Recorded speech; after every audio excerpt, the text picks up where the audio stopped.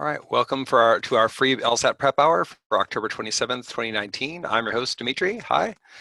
Today we're going to do something you might consider a little advanced, or it could be a good warm-up if you're still getting started, which is we're going to work through an entire section of logical reasoning. Now, you can't do that very realistically in an hour because although the section only is 35 minutes, it takes a while to discuss it and make sense of it. So to make that happen in an hour, what I'm going to do is I'm going to skip the answer choices most of the time. And what I want to show you is some ways you can think about your timing on the test, some ways you can think about how best to go into the answer choices when you do get to those. But I also really just want to show what it looks like if you're well prepared, what you should be recognizing and what you should be thinking at each step of the way as you prepare to do each question. So that's going to be the process today. And how you do that, it's going to depend a little bit on your particular goals. So the logical reasoning section follows a rough difficulty curve that looks something like this little function here, right? That basically, it starts on the easier side. It starts to ramp up and you'll sometimes see kind of a difficult, maybe conditional question, something like that in the, somewhere in the later part of the first 10, the second set of 5. The difficulty tends to dip a little bit and then it sort of spikes near the end, and then you'll see it tail off a little bit. And this is partly to encourage you to time yourself well. If you get stuck and spend all your time on, some really tough questions, maybe a really hard matching question around 22, then you won't pick up all the points that you can compared to someone who is wise enough to let that problem go or to save time on it and make sure to finish strong. So how that fits your goals is going to depend on what you're shooting for. This says goal 160, but of course it also depends on how you plan to get to a particular goal. Is logical reasoning a strength or a weakness of yours? Where, how are you doing in the other sections? But basically the idea is if you're trying to do well but not try to maximize, or maybe not ready to do that at this point, you want to make sure not to get stuck on the really hardest questions, and you want to make sure that you're picking up the easiest points you can. Easy, of course, is all relative. None of these are truly easy, right? But you don't want to, spend extra time on questions that are going to take up a lot of your time, considering that they're all worth a point each. There's, the harder questions don't give you any bonus of any kind. If you're aiming for a more aggressive target, then you're going to want to be very fast and efficient at the first stretch. Slow down where needed, give yourself that room. And what you'll see in the first part of our set is that a lot of the answers will be somewhat predictable, and you can have a pretty good sense going into the answer choices what the answer is going to be. And in fact, when we talk about it, you might just sort of see the answer pop out at you as if it were in boldface. And that's kind of how some of the easier questions work. As the questions get harder, that gets tougher to do. Either it's hard to predict an answer, or the answer we predict isn't there. And so full disclosure, some of the answers I'm going to predict on these problems aren't going to be the answer. And that doesn't mean that my prediction is necessarily wrong, although I may make a mistake. It's quite often the case that we'll predict something perfectly well, and that's just not what they chose to have it be. Just like you might be watching a fairly predictable movie, like a kid's movie, and you're like, oh, I know what's going to happen, and you have a pretty good idea of what's going to happen, and it totally could have happened, and it would have worked, and it would have fit the plot. That's just not where they chose to go. And so you might think with a logical argument, there's just, it's going to be one answer, and there is one credited response that you'll have, but there's multiple possible responses they could have written. Think of a very simple one like a necessary assumption where I say, John and Karen RSVP'd yes to my party, so we'll see them there. What are we assuming? A million things. They're not going to forget. They're not going to change their mind. Nothing bad will happen to them. They won't be too late to get there. Like all those kinds of things. And, any one of those would be a fine answer, but they won't all be there, of course. All right, well, without further ado, let's jump in here and get this done. If you're just joining us, I'd love to hear in the chat where you're joining from. Where are you in the world? And where you stand in your LSAT study. How long have you been studying? And when are you planning to take the exam? Okay, so let's jump in. If you want to follow along at home, obviously I'm going to put this up on the screen, but we are going to be looking at Prep Test 68. Section 2. I would recommend that if you don't have that test handy, that you get a piece of scratch paper and take some notes on what you see in the problems compared to what I see in the problems, what you're looking for, and then you can go back through and do this section with those predictions in mind and see where the answers fit your predictions really well and where the answers are maybe surprising or even maybe seem like something is wrong. If there does seem to be something wrong, check out our forums. You can get some great advice there. If there's anything I say in class that seems to be actually incorrect on examination, love to hear from you. Just give us an email. What I'm going to try to do here is just give you a sense of what I'm looking for in each problem and what I might predict. Like I said, I'm not always going to predict the answer that we see, but I hope that my predictions will generally be correct. Also, for full exposure, I've done this test before. It's not a brand new thing. It's kind of hard to find a test that I haven't seen at this point, and also not all the tests are tests we're allowed to share. So I'm going to put up problems that I've seen before, some recently, some not recently. So some I will have to think about, and you'll see that in real time, and I hope you'll be thinking about them at the same time. So let's jump right in. Okay, so as I'm looking through this section, I'm going to go in order, generally speaking, unless there's a really compelling reason for me to move faster or to skip a problem. But we'll try to talk about some signs that a problem might be harder or easier as we go forward. Okay, question 1. Which one of the following could be properly inferred from the technician's statements? Okay, so immediately I see, okay, inference question. They're asking me to infer something from what's been said. These can be hard to predict, but sometimes when the statements combine well, I can have a sense of where this is going. So the technician says, laboratory mice that are used for research aimed at improving human health are usually kept in small cages. Such an environment is neither normal nor healthy for mice. Moreover, the reliability of research using animals is diminished if those animals are not in an environment that is normal for them. So notice these kind of come together to make a prediction. They're saying that the animals are put in a place that's not normal or healthy, and that the reliability of research is diminished if they're in an environment that's not normal. So we can put those together and say, okay, the thing that we're doing for research is diminishing the reliability of the research. Great, we can see that one coming. We can predict an answer like that. Okay, number 2. In order to evaluate the argument above, it is necessary to determine whether. Okay, so this is a slightly rare question type, at least on past LSATs. We've seen it pick up in certain times. So this is evaluate the argument. It's what I think of as a neutral assumption family question. They're not asking you to strengthen or weaken. Rather than being the prosecutor or the defender, you're more being the judge or the jury. You're just saying, what do we need to know? So like on any assumption family question, you're going to want to identify the premise or premises and the conclusion and look for the mismatch between those. So this says dumping is defined as selling a product in another country for less than production cost. Shrimp producers from country F are selling shrimp in country G below the cost of producing shrimp in country G. So country F producers are dumping shrimp.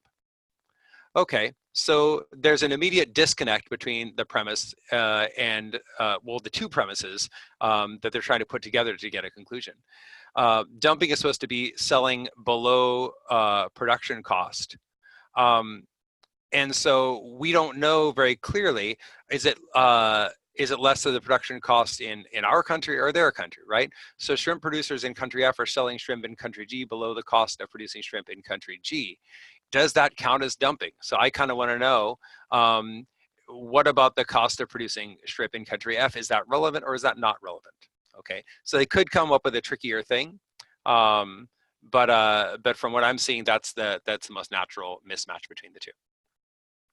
Number 3, which of the following, if true, does the most to resolve the apparent discrepancy described by the scientist? By the way, some of you might be surprised that I'm going to the question first. I always go to the question first so I know what kind of task I'm dealing with, because I read these with a very different lens if I'm going to infer or strengthen or weaken. Okay, so a discrepancy question is something where I'm going to expect some result that's at least a little bit surprising, and I'm going to want an answer that explains that result in some way. So I go to this one. It says, scientist, Venus contains a hot molten core like that of Earth. Also like Earth, Venus must expel the excess heat the core generates. On Earth, this occurs entirely through active volcanoes and fissures created when tectonic plates separate. Yet Venus has neither active volcanoes nor fissures caused by the movement of tectonic plates. Okay, so it's showing a difference between the Earth and Venus despite them having a certain similarity. They've got the same kind of core. They've got to get rid of that heat, but Venus doesn't have the things that Earth uses, right? It would be like if I said, hey, humans all have to exercise and I go to the gym, but some people don't have a gym. Well, they must do something else. And we've kind of got the same thing going on here. All we need to look for is something that basically says Venus has some other way of getting rid of its heat. That's all we need to see. So the right answer will have to show a way that Venus gets rid of its heat without these things. Any other wrong answer will be doing something else. Okay, Number 4, which of the following, if true, most weakens the analogy used in the argument? Okay, so they're starting to use an analogy, so I have to make sure that there's some way that this analogy doesn't hold in this case. Just like the last two, there's a sort of a comparative issue going on here. Why is this not going to be the same as what they're saying in the analogy? The columnist says, the managers of some companies routinely donate a certain percentage of their company's profits each year to charity. Although this practice may seem totally justified and even admirable, it is not. There's our conclusion. After all is a premise signal. Corporate profits are not the property of the managers, but of the company's owners. The legendary Robin Hood may have stolen from the rich to give to the poor, but he was nevertheless stealing. Wow, they don't like when these businesses give to charity. And they're not saying, charity is bad or something. They're just saying, look, it's not your money to give away. It would be like, imagine that I went to your house and gave away your money to charity. You might think that's a nice thing for me to do for the charity, but you might say, hey, you don't get to have my money. So the question is that really true? Is it not okay for the businesses to give to charity? Does all the money really count as a property of the owners? So one thing would be if I own stock in the company, does that really make me the owner in that meaningful sense? Or am I just making a bet on the future success of the company? It's none of my business what's done with the money. The other possibility is, did I say that it was okay? Right? In other words, maybe the owners are fine with the companies giving to charity. They know it's a good thing to do. They're at peace with it. Maybe they even think it's good for the company's reputation. We don't need to know all that. We just need to know that either that there's some way it's not stealing, right? That's really the thing we need to see, that in this is a case where it isn't really stealing. You're not taking something that's not yours. Either the company gets to do it. It really is more their money, or if we are going to accept this idea that the corporate company's owners are really the only ones who would get to decide what's done with the money, we're assuming that they don't approve. Okay. Number 5, which of the following, if true, most justifies the above application of the principle? So here's one. Some principle questions will ask you to provide a principle in the answer choice, and others will ask you to select an answer choice that applies a principle well. This is trying to do both at once. So in a sense, it's just a funny flavor of strengthen. They're just saying, hey, does this fit? Is this a case where this makes sense? We could have kind of put it all together if we wanted to. So the principle says a law whose purpose is to protect wild animal populations should not be enforced against those whose actions do not threaten wild animal populations. So they're basically kind of saying, think about the spirit of the law, not the letter. They're saying don't enforce something if it's not if there wasn't a problem that it's dealing with, right? The application says, even though there's the law against capturing wild snakes, which was enacted to protect wild snake populations, snake charmers who violate this law should not be prosecuted. Okay. So there's a big leap they're making from the principle. Often when you try to enact a principle, you're saying, did I check all the boxes that the principle asks for, right? In the principle, they said you shouldn't enforce it against those whose actions don't threaten wild animal populations. But the application is talking about snake charmers who violate the law, and it never says whether their actions threaten wild animal populations. So they're clearly assuming that snake charmers aren't threatening wild populations where they capture wild snakes. We need something to support that idea. If they said something the opposite that showed that capturing wild snakes was a problem, that would weaken the argument. That would be the exact opposite of what we want. Okay. By the way, feel free to jump in with questions at any point if there's something that I'm doing that seems off, or you have a question about any of this. Okay, number 6. Which one of the following, if true, most helps to explain the difference between the goals of movie executives and those of television executives? This is yet another comparison. And you notice that over and over again, comparison shows up as a theme on the LSAT.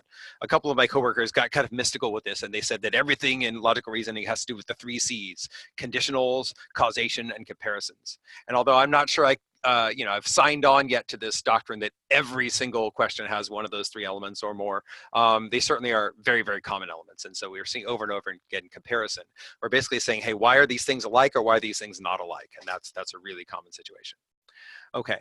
So this one says a film makes a profit if the number of people who see it is sufficient to generate revenues from ticket sales greater than the amount spent to make it. Sometimes when a sentence is really long and involved, you might start to wear down, or if you find yourself like losing focus during the test, take a minute, slap yourself around as needed, be gentle. But look at that and say, what are they saying? Oh, they're only saying what we kind of know, that you make money when you sell more, you get more from tickets than you spent making. So they're just saying, you get a profit when you earn more than you spent. Sure, right, we know what profit is. Hence, the primary goal of movie executives is to maximize the number of people who see a film.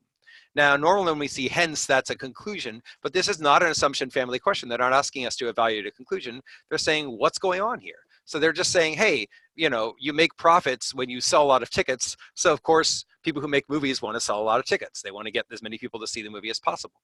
However, it is not the primary goal of television executives to maximize the number of viewers for their shows. So you go, that's odd. Movie makers want to get as many people as possible to watch their movie, and TV producers don't want to get as many people as possible to watch their shows. So you'd have to think of what that might be. It could be a very simple thing. I mean, imagine that TV producers were simply paid the same amount no matter who watched their show. In real life, I think we know that's not true, but if it were true, then hey, I wouldn't care. I'm going to get paid the same regardless. Or there could be some other economic reason that maybe, it's more about having a loyal audience who will watch your show week after week than people who will see it one time, maybe because TV shows repeat and movies don't. You don't need to know, however, anything about the entertainment industry to have some rough idea of predictions. If it helps you, knowing a lot helps you to predict something, great. If not, this is one where you might have to slow down a little bit, take a little more time in the answer choices and say, which of these would give a reason that TV executives wouldn't want to maximize the number of viewers for their show, right? Is there something else going on? Notice some answers that go the other way, like B says, there's no analog in television to large profits the owners of theaters make by selling refreshments. First, I'd go, wait, what do owners of theaters have to do with this? But second, if anything, I'd go, wait a minute, so there's no refreshment money either, so you'd think that viewer money would be all that we had, right? That would seem like the only way to make any money in this. And so, we've got to look for something else. Okay. Number 7. The reasoning in the argument is flawed in that the argument, flaw questions are funny in that they never finish their sentence. They're just saying, what does it do? And often what they'll do is they'll have 3 different ways that they can finish that sentence. They can have one that describes an assumption, something like takes for granted that, assumes. They can have something that describes a weaken, like overlooks the possibility that, or neglects to consider. And sometimes they'll just describe the bad reasoning that they're doing. And that's what they mostly seem to be doing in these answer choices. If you glance, rejects an argument, concludes, draws an inference, fails to address. So they're basically just describing the nature of the bad logic. What is it that they do wrong? Although D and E look a bit more like our usual weakened language, fails to address the possibility. They're basically just saying, hey, you didn't think about this, you didn't deal with this. So that would sound more like a weaken. Okay. Whereas you look at something like C, draws an inference on the basis of a sample that is likely to be unrepresentative. That's a sampling flaw. They're just saying, hey, you're looking at the wrong people, right? You went to a Democratic candidate's rally and assumed that this candidate's going to win because of all the people at the rally, and you didn't think about, hey, what about, maybe this rally doesn't tell you much about the overall support within the party or within the general voting public, right? Okay. So this one says, several companies that make herbal teas containing ginseng assert in their marketing that ginseng counteracts the effects of stress. As a result, many people buy these products hoping to improve their health. Interestingly, we've already had a leap from counteracting stress to improving health. Maybe something relaxes me and reduces my stress, but also causes liver damage. Like maybe drinking alcohol reduces my stress, but it doesn't mean it's good for me necessarily, right? So they've already made a leap, but we don't know yet what they're concluding. So it says, yet no definitive scientific study links ginseng with the relief of stress. Thus, these marketing campaigns make false claims. So notice there's something really interesting. They don't just say, hey, this isn't justified, and we're not worried about the reasoning of the people who buy the ginseng. We're worried about the author's reasoning. The author's saying that the marketers are false, that either they're lying or they're just mistaken, right? So, how do I know that they're false? Well, it says no scientific study links ginseng with the relief of stress. Well, this is a common flaw type, which is unproven versus untrue. Just because we haven't proven something doesn't mean that it's not true. This is not just anything goes, hey, you can't tell me I'm wrong. It's simply saying there may not yet be proof of something, but it still could be true, right? Before we had, space exploration or even good telescopes, we didn't know, about all the planets that are out there, but that doesn't mean they weren't there, right? So the same kind of thing here, and that's what we're looking for in an answer. Okay. And you can see this is one where we can just say the answer. The answer here is B. It says exactly that. Concludes that a claim is false merely on the grounds that it has not been shown to be true, right? Hey, you can't prove I'm guilty, therefore I must be innocent. Well, maybe you can't put me in jail, but it doesn't mean I'm innocent. Okay. Number 8, the scientist's conjectures, if true, provide the most support for which one of the following statements? All right, this is an inference question. I'm looking for something that's most supported. It doesn't say logically follows or can be properly inferred, so there's room for a little bit of wiggle room, but basically we're looking for something that is true. This one says, scientists conjecture that certain microbes consume organic molecules and expose shale and similar sediments. Okay, some people get really intimidated when they start seeing microbes and organic molecules and things like that. Don't let the vocabulary throw you. Just think about the reasoning that they're making here. And specifically here, they're not developing any reasoning in the sense of coming to a conclusion. Since this is an inference question, we're not looking for a conclusion. We're simply trying to figure out what we might conclude that's actually true, what follows, but we don't have to be an expert on all this content for sure. Okay, so certain microbes consume organic molecules. Okay, where are we going with this? In so doing, the microbes remove oxygen from the atmosphere and generate CO2, carbon dioxide, a gas that evidence indicates promotes global warming. Okay, so we've got microbes consuming sediments, and in so doing, making putting out CO2, promoting global warming. They also conjectured that these microbes reproduce more quickly at higher temperatures. Immediately, my first thought, vicious cycle. In other words, if the microbes are promoting global warming, but higher temperatures make them reproduce more quickly, it sounds like we're going to have more and more and more microbes. More microbes means more global warming. More global warming means more microbes. So it sounds like we're in real trouble with these microbes and that they're going to exacerbate global warming on an increasing scale. Now, will that be the answer? That's what I would predict, but it happens on this one. I know that that's not the answer they provide, and so that's interesting. One thing to be aware of on these is that they aren't committed to giving you the strongest statement. For instance, if there were an answer that says, microbes sometimes reproduce, that would be a good answer. It's not a very interesting statement. Of course they do. They're living things, right? But it's supported. Right? So that would follow. Or they could say something very mild like, it is possible for the behavior of microbes to affect, to affect our climate or something like that, right? Well, yeah, it's just a milder, vaguer version of what they already said. And that's more of what they end up doing in the answer choice. So sometimes they mess with you. As we're ramping up, remember I said they start to get more difficult, in the second set of 5. Sometimes we'll see things like that where the difficulty is not so much in our ability to predict, where, at least one could see how you could predict this fairly quickly if you're on top of it, but sometimes it's them trying to defeat you in the answer choices. But that's all the more reason to be well prepared and efficient in your ability to predict, so that you have some time left to really look through the answers and notice what's going on. Okay.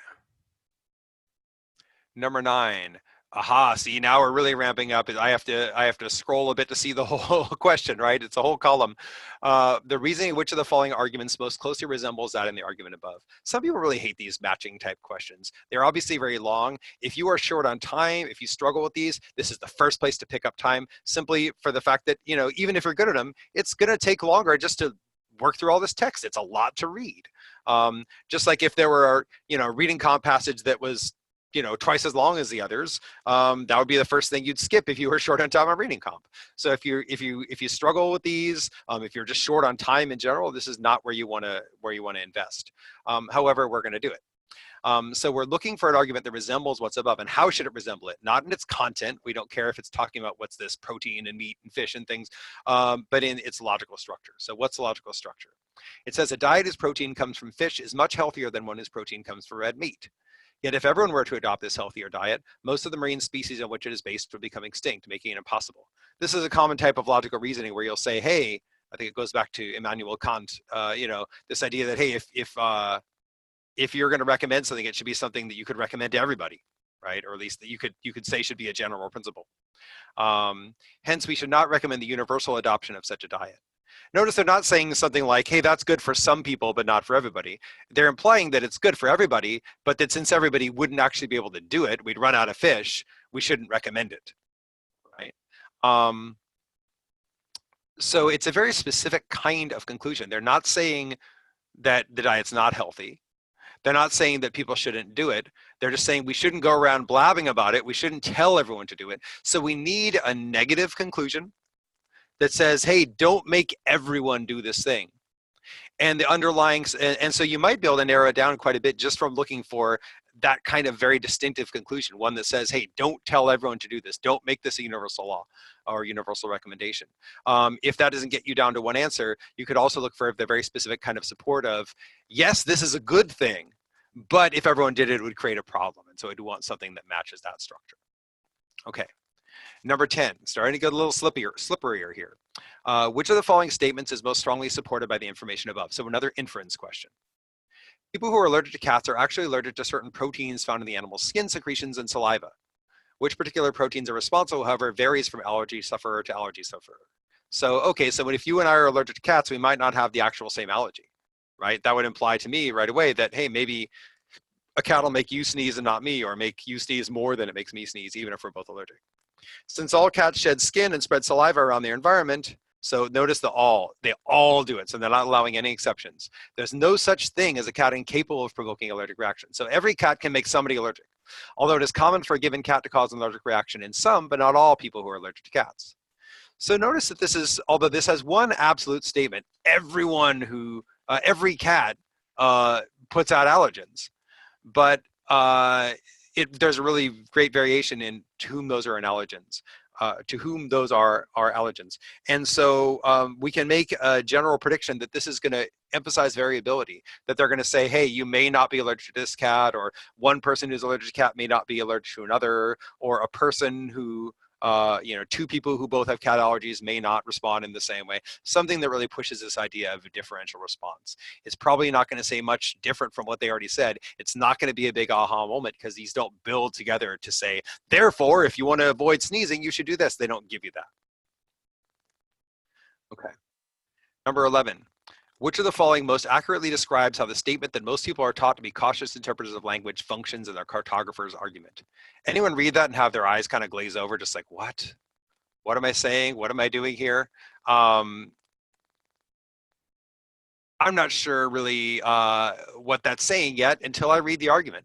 So does that mean I shouldn't read the question? Well, what I need to know is what kind of question this is. They're asking me to find the role of a statement. So I just need to watch out for this bit, language, people are taught to be cautious interpreters of language, and I want to see how that fits into the argument. So let's read the argument. Maps are like language. They can be manipulated in order to mislead. That most people are not generally misled by words, however, should not lead us to think that most people are not susceptible to being misled by maps. That's a mouthful. It should not lead us to think that most people are not susceptible. So it's not saying that most people are susceptible. It's just saying we can't argue for sure that since we don't get tricked by words, we don't get tricked by maps. This is really weird to me also, because who says that most people aren't generally misled by words? I feel like people get misled by words every minute of every day, right? So it's a strange argument.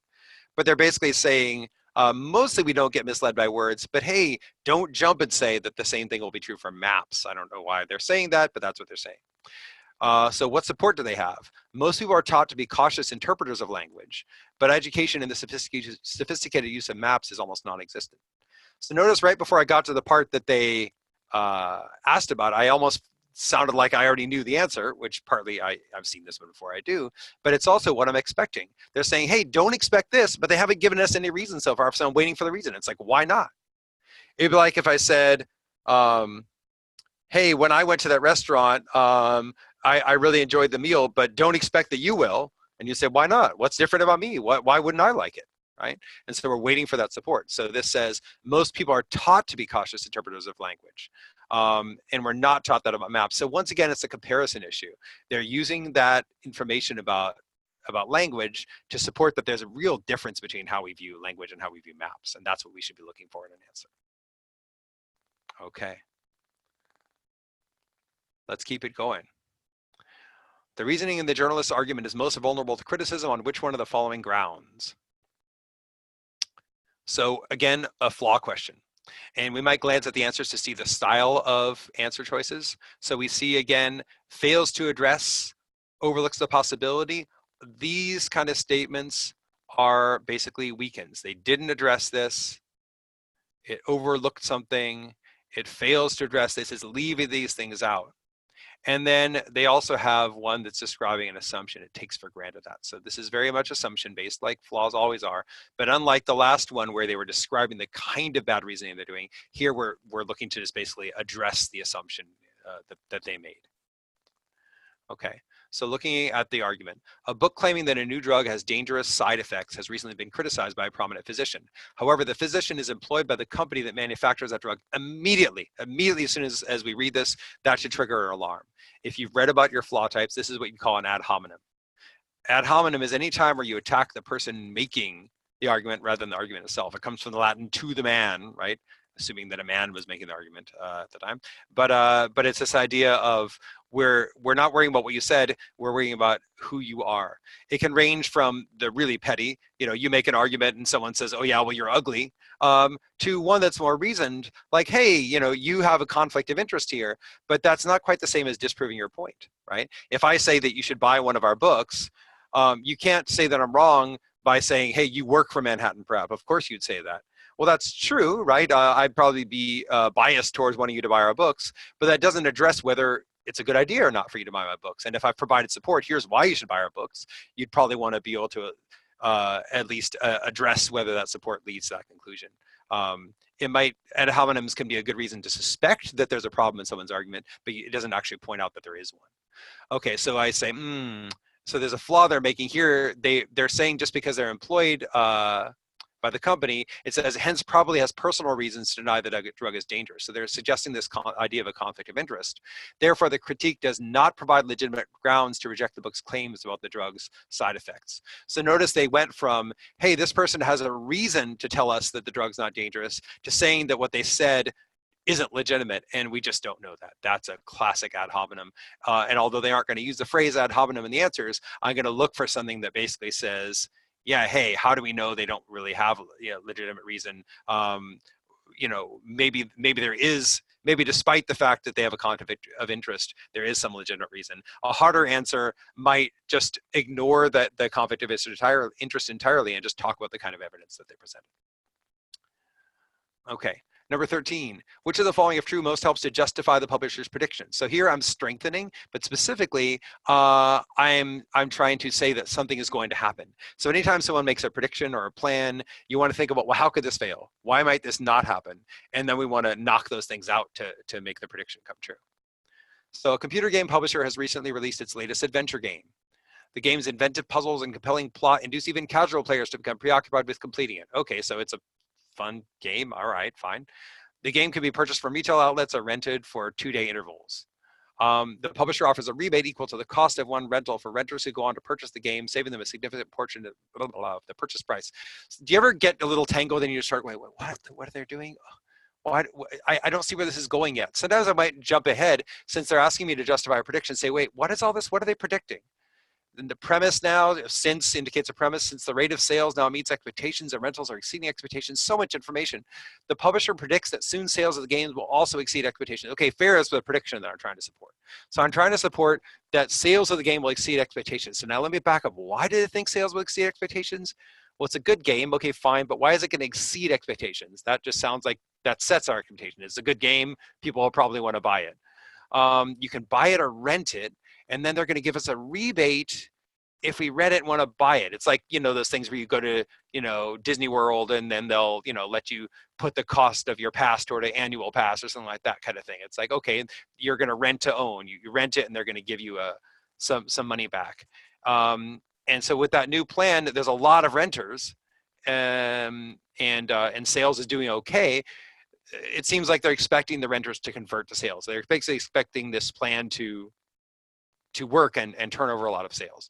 So we just need to say, what's missing? Why might this not go? Well, what if the people who rent it decide they don't want to buy it? Maybe they finish playing the game, or they find it boring, or maybe it's kind of a dumb game despite the expectation. It does say it's inventive and compelling, so it can't be that dumb, but maybe people don't get that much into it. So if we want to say that they are going to be correct, we want to say, no, it's a game that people who have played will want to play again. And we'll also want to know that the kind of people who rent are also the kind of people who can or would buy. What if renters just can't afford to buy even with the credit? Then it might not matter. So I need to know that the kind of people who rent are going to be people who switch to buying, and that they wouldn't have already used up the game's utility in a sense. Okay, number 14, another evaluate the arguments. That's the second in one section. Which of the following would be most useful to know in order to evaluate the argument? City dog licensing records show that more Cocker Spaniels are registered to addresses in the Flynn Heights neighborhood than to addresses in all their neighborhoods combined. So if an animal control officer finds a stray Cocker Spaniel anywhere near Flynn Heights, it is likely that the dog belongs to someone in Flynn Heights. Okay, you ever read one and think, makes sense to me, right? They've got more Cocker Spaniels there than anywhere else. So if you find one here, it's probably from here. There's two things that make this argument look really good, and these, you can tell the section's getting a little harder here. One thing that makes it really good is they didn't just say there's more Cocker Spaniels in this neighborhood than in each other neighborhood. They said all of them combined, right? Like if I said, you know, China has the largest population in the world, so if you meet a random person in the world, they're probably from China, you might say, well, wait a minute, you know, China has a large population, but most people in the world aren't from China, right? It's still the minority of the total world population, right? But this is saying that all those combined, it would be like if there are more people in China than in everywhere else in the world combined, right? That would be a more compelling argument then, right? And that's what they're doing here. And they're also talking about finding Cocker Spaniels near Flynn Heights, which is fairly reasonable, right? If you find a dog, like think about a city, if you find a dog near Seattle, it's not too surprising to say the dog's from Seattle, right? Although, you know, obviously there are neighborhoods within a city, it could be complicated. So you might be forgiven for saying, oh, looks good. And for that reason, some people will jump straight into the answer choices. Please don't do that, right? Please don't do that. If you're stuck and you want to, you know, and you want to move on at some point, do, but take at least a moment to say, well, how could this be wrong? Right? What kind of difference would there be between them registering the dogs and us finding a stray? So let's see what else it could be. Well, maybe it has to do with how far they go. What do they mean by near Flynn Heights? Maybe a dog that gets loose will only stray about half a mile, and anywhere farther than that, it would never be from Flynn Heights. So maybe if we're more than half a mile away from Flynn Heights, there's no chance that the dog's from there. Another possibility is that maybe there's some difference in dogs getting loose. Maybe Flynn Heights has a lot of really well-fenced houses, and so dogs don't get loose. And whereas there are some adjoining neighborhoods with a lot of older properties with bad fences, you know, or maybe people can't afford to repair their fences and the dogs get out or something like that. We're getting very detailed. And, you know, these things that I think of, the dangers, of course, they probably won't be the answer. I'm just kind of brainstorming. But it's valuable to do at least a little bit of this so that I know what kind of things to expect, or more importantly, maybe what kind of things to reject. For instance, it would be very easy to fall for one about the proportion of this neighborhood to that neighborhood when they've already said, no, they have more than all the others combined. So, you know, sort of think about that and dismiss that problem.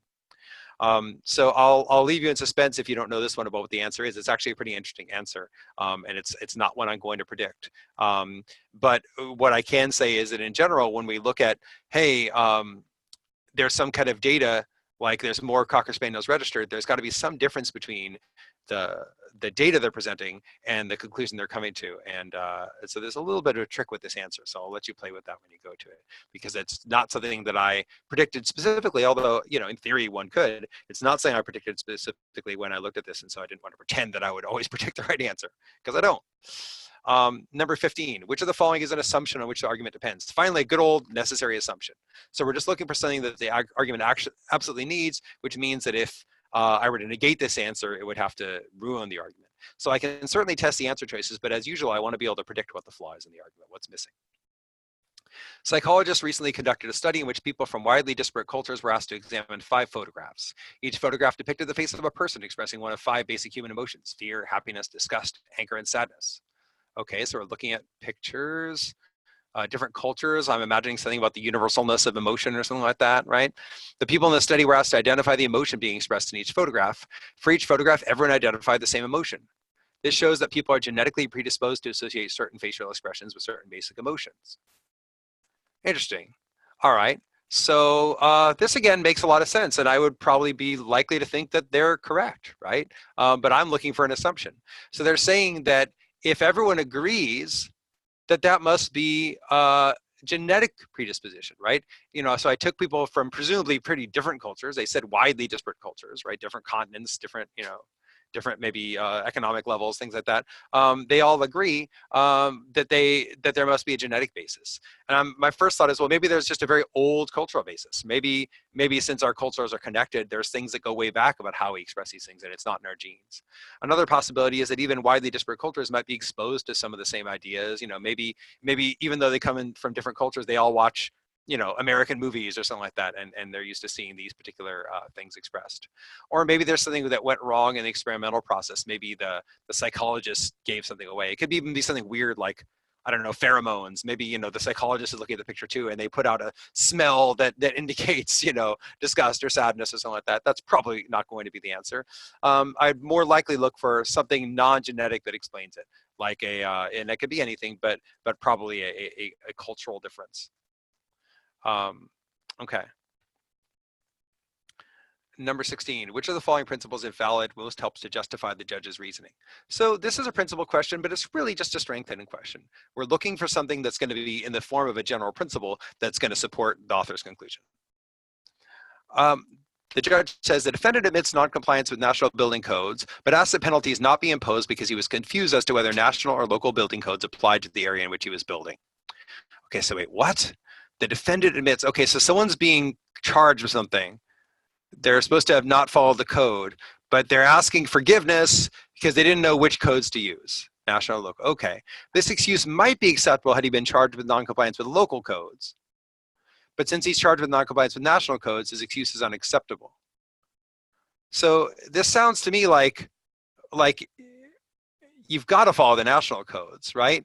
It might be like, hey, look, I'm from out of town. I didn't know that in this city you did it this way, but you've got to know the national codes. So that implies to me either that we need to know that the national codes supersede the local codes, so like you always have to follow the national codes, or that national codes are fairly universal and that everyone always follows them, right? It's just like a natural thing you wouldn't mess up, right? Maybe the stuff that's in the national codes is also in the local codes, so it would never be missing.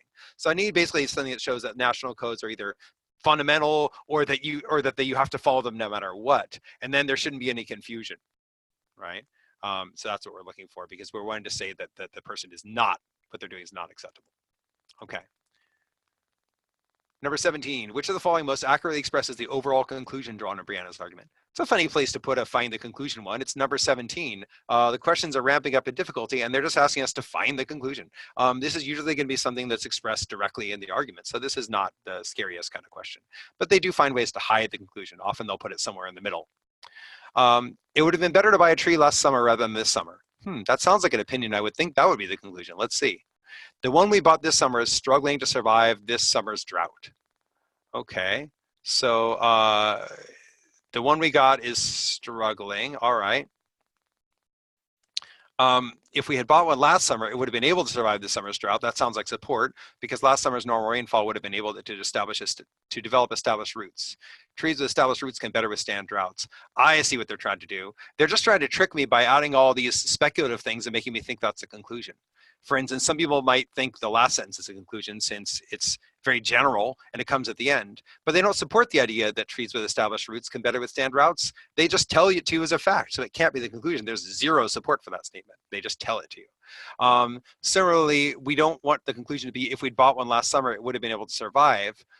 They do support that, but it doesn't connect. It isn't supportive of what we said before. So in fact, the conclusion is the first sentence. It would have been better to buy a tree last summer rather than this summer, and that's, notice, directly what they just say in the answer. So here's one where, again, we're all circled answer. They just give that to you in A. Okay. Number 18. If the statements above are true, then which of the following statements must be true? Inference question. This is the first time they've asked us for a must be true. So this is something that has to be ironclad, logical, 100%. I might expect an element of conditional logic here. We haven't had much in the way of conditional logic so far in this section. It's usually a pretty heavy element to the LSAT, and so far I haven't had to think conditionally too much, although there's some things I might have been able to turn that way if I'd wanted to. Okay. So let's look at this. Every delegate to the convention is a party member. Oh, okay, so they're doing quantity statements, everys, alls, sums kind of thing. So I've got to be careful with those. Okay, so every delegate is a party member. Okay, whatever party. Some delegates to the convention are government officials, and each government official who's at the convention is a speaker.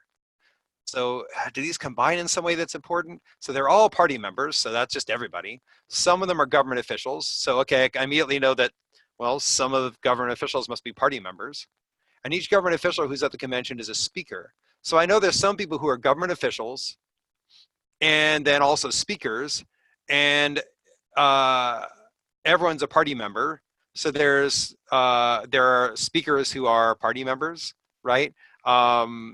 There's lots of ways. There are a lot of sums we can make for this. So I don't know exactly which one to predict as the answer, but I know there has to be some kind of overlap. And I'm going to have to watch for things that overreach. The only all statements we have are about delegates being party members and government officials being speakers. And they can't go the other way. We don't know that all party members are delegates or that all speakers are government officials. So we only know all in one direction, from sufficient, every delegate, to necessary, party member, each government official, to speaker. So we have to be careful about that.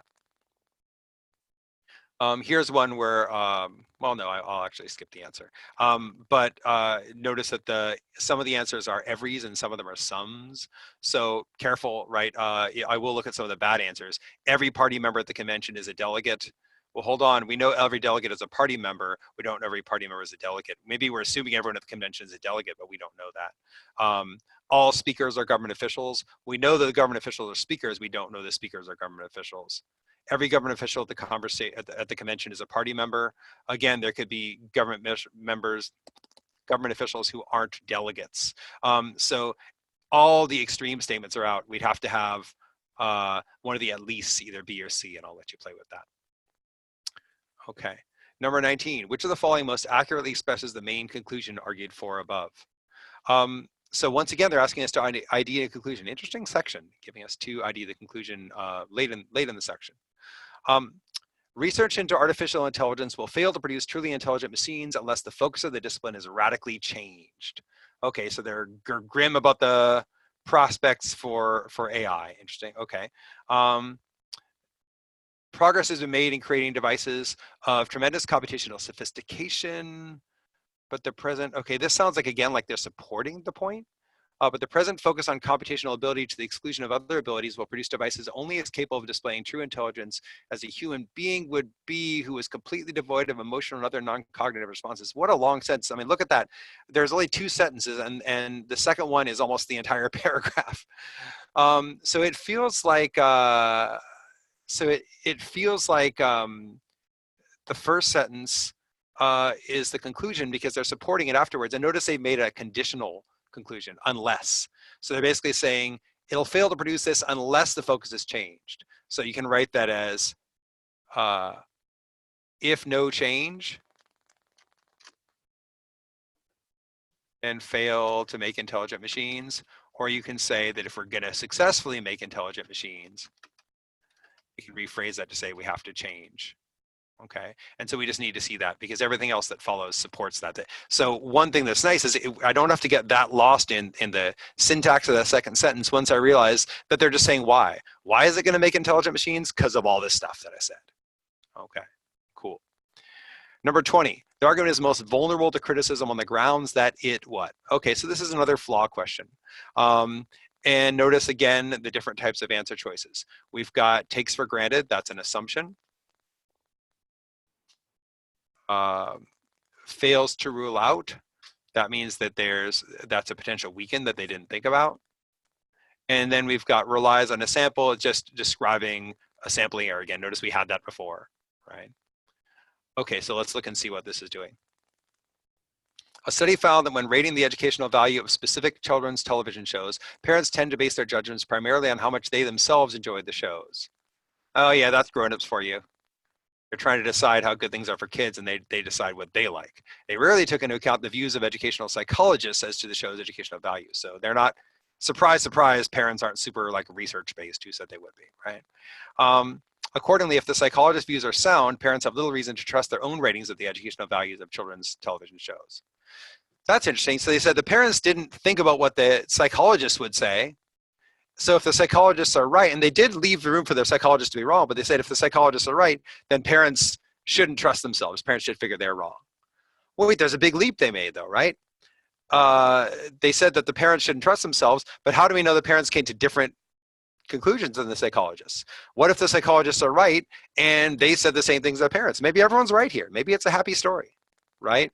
So they're leaving out the possibility that the parents and the psychologists would agree. And if you jump to D, that's exactly what it says, right? It just says, hey, you didn't think about the fact that the parents' views are going to coincide closely with what the educational psychologist views would be. Okay, let me clear this stuff off. We're getting to our home stretch. If you're running out of time, obviously you could still skip some things, but notice that some of the more annoying problems were earlier on, some of the matching, some of the really lengthy ones. They're not hitting us as hard as they could, but we have a slightly longer section, so we've got to get to question 26. Time crunch is starting to hit, and it is for us too. We're at about, we're getting near our hour point, so we'll have to pick up the pace if we're going to get there, and we'd have to think about what we drop if we were going to drop something on this test. So look at 21. The dialogue provides the most support for the claim that Justine and Simon disagree with each other about which of the following. So this is an ID, the disagreement. And so we literally want to say, what is it that they don't see eye to eye on? It can't be something that we guess they disagree about. It has to be something that's in their stated positions. Justine says Pellman Inc. settled the lawsuit out of court by paying $1 million. That Pellman settled instead of going to trial indicates their corporate leaders expected to lose. So she's saying they settled, so they must have expected to lose. Interesting. I'm waiting for their rebuttal of like, well, how do we know it's just not a right thing to do? Or maybe it's just a better strategy for them. Simon says it's unclear whether Pellman's leaders expected to lose in court. Right away, I see that they're disagreeing. We don't know. They don't agree about whether they expected to lose. I'd expect that to be the answer, basically. But I think they expected that whether they won or lost the case, the legal fees involved in going to trial would have been more costly than the settlement. So settling the lawsuit seemed the most cost-effective solution. Okay, so interesting. So Simon disagrees with Justine about whether they expected to lose, and then has a reason of why he thinks that that they settled out of court. Now, we don't know whether she thinks those things are true, and so we can't say that she disagrees about that. All we know is that she thinks that the settling definitely indicates that they thought they lose, and he doesn't necessarily think that, so we need to see that as the source of disagreement. She doesn't go back and say anything bad about his thing about being cost effective. Maybe she'd agree that it was cost effective, but still think that they wouldn't have settled if they thought they were going to lose, if they thought they were going to win. Okay. Which one of the following most accurately describes the role? So it's another one where the question's really long because they're asking about a role of a statement. So if you might even just read it and say the role played by blah, blah, blah, let me read it and find out later. But I could just quickly look and say something about the argument that scientific studies can't be used to disprove a correlation. Okay, so they're saying something about not disproving something. That's how it's going to play in. Astrologer says, although some scientists have claimed that there is no correlation between people's astrological signs and their personality types, this claim is scientifically unjustified. Since science does not have precise criteria for distinguishing, I think that's the part they talked about. Scientific studies cannot be used to disprove. We're not quite there. Science does not have precise criteria for distinguishing one personality type from another. Scientific studies cannot be used to disprove, there it is, a correlation between personality type and any other phenomenon. So this is feeling like that unproven versus untrue thing, but my job is not to decide if the astrologer is right. I may have a prejudice against astrology, but that's not my job here. I'm just trying to say what the astrologer is doing. So what are they saying about how we can't disprove this correlation? They're saying that some people think there's no correlation between signs and personality types, but they can't say that because since science doesn't understand personality types, they can't disprove it. So they're basically just using this statement that they use to support the idea that the claim isn't scientific. So it's a form of premise, and it's specifically a premise that's supporting their overall claim that there's no scientific justification. That's what I wanted to say. Number 23. Which of the following, if assumed, enables the conclusion of the ethicist argument to be properly drawn? So this is an assumption question, but this is the first one we've got in the section that's a sufficient assumption question. It says enables the conclusion to be properly drawn. It doesn't say it's required to enable it. It just says this will enable it. So we need a perfect answer in a sense that it should make the argument correct now. It should make it good. Only when we know a lot about the events that led to an action are we justified in praising or blaming a person for that action, as we sometimes are. Wow, they add some justification to that. They're saying, if we want to be justified, we have to know a lot, and we sometimes are justified, so sometimes we must know a lot, which is interesting. We must therefore reject Tolstoy's rash claim that if we knew a lot about the events leading up to any action, we would cease to regard that action as freely performed. Well, here's one where I finally have to bust out some conditional logic. I'm going to see only when we know a lot are we justified in praising. So we're saying if we want to praise or blame, we can only do that when we know a lot. So if we don't know a lot, we can't praise or blame. And then they say, we shouldn't agree with Tolstoy. So it's wrong that if we know a lot, we wouldn't see as free. Well, this is a really weird argument, right? Because notice that the conclusion that Tolstoy makes is about what happens when we know a lot. Now, if you know how to take the contrapositive in an argument, you know that we can get, if we don't know a lot, we can't praise or blame. But we don't know anything about what happens when we do know a lot. So I'm going to have to see something that says that, first off, what we know when we know a lot, right? And what that has to do with praising or blaming. So for instance, if I know, if I can't praise or blame something, for instance, does that mean that I don't see it as freely performed? So this is going to be a little bit harder to predict. I'm going to have to play with the answer choices at least a little bit here, right? But we need a connection between, at the very least, praise and freedom. So I'm going to need to see something about that in the answer choice. And so if I'm stuck or I'm short of time, I can just say, hey, wait, the conclusion mentions freedom and there's nothing about freedom in the rest of the argument. So I'm going to need to look for something like that. You can see that several of the answers are going to fall right there. And then I'm going to need to know something that helps me deal with the fact that what happens if we do know a lot? What do we know about when we do know a lot? So that's what I'm going to look for. You can get deeper into this, and I recommend our forums for that. This is one of the tougher questions on the test for sure. A lot of people miss this one. And I remember finding this one difficult the first time I did it too. It's certainly one of the ones I flagged, but we can narrow it down a lot just by making that prediction about what kinds of things we're looking for. So I'm going to move on this one. And that's what I recommend, certainly if you're running low on time. The reason the argument is most vulnerable to criticism on the grounds that the argument does what? Okay, so another flaw. And again, we see overlooks the possibility. So we've got weaken, fails to adequately distinguish. Okay, there's something they didn't do correctly. Takes for granted that assumption. So we've got a range of the flaw answer types again. Studies have found that human tears contain many of the same hormones that the human body produces in times of emotional stress. Hence, shedding tears removes significant quantities of these hormones from the body. Therefore, crying must have the effect of reducing emotional stress. Oh, that jumps out at me. So see it finally, it got really hard at 23 and it eased up a little bit. What is this? Correlation causation, right? How do we know that that these things cause stress? We know that these hormones show up when we're stressed, but does that mean that when we cry them out, that reduces stress? So that's the first thing that would jump out at me. They could also just say, although it removes significant quantities of these hormones from the body, maybe it's not nearly enough, even if they do cause stress, to reduce stress. I mean, how much are we crying out? Even if they say it's significant, how much can we really cry out? Is it really enough to have an effect? But I think the correlation causation one is a more likely answer. 2 more to go. The flawed pattern of reasoning in the argument above is most similar to that in which of the following arguments. This would be a natural skip if you're short on time. You have to match the argument, but you also have to make sure that the flaw matches. You can do either one. You could look for things that have the same structure of the argument, just like we did before, similar conclusion, but the correct answer will also be wrong in the same kind of way. So this says if squirrels eat from a bird feeder, it will not attract many birds. However, squirrels eat from a bird feeder only if it lacks a protective cover. So a bird feeder will not attract many birds if it does not have a protective cover. There's our conditional logic finally making an appearance. So it's saying if squirrels eat, then, few birds. And then it says squirrels eat only if it lacks a protective cover. So squirrels eat only if protective cover. So that's only if is a necessary also. So there's 2 things from squirrels eat. So we know that if squirrels are eating from a feeder, it wasn't covered, and you're not going to see a lot of birds. Off my typing here. So a bird feeder will not attract many birds if it does not have a protective cover.